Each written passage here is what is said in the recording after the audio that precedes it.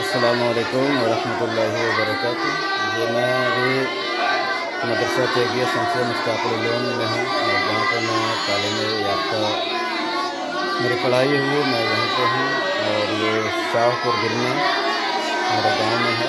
तो आप सब इस वीडियो को ज़रूर देखें और मैं आप सबसे गुजारिश करूँगा कि जहाँ तक हो सके आप सब वीडियो को शेयर करें।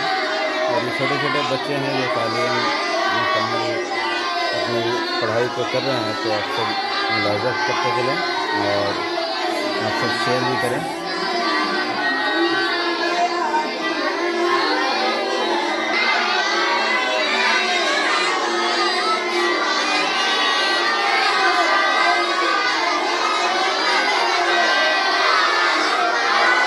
और ये सब लोग सबक सब सुना रहे हैं,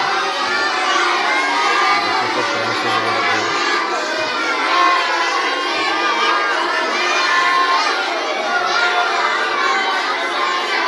बच्चियाँ हैं।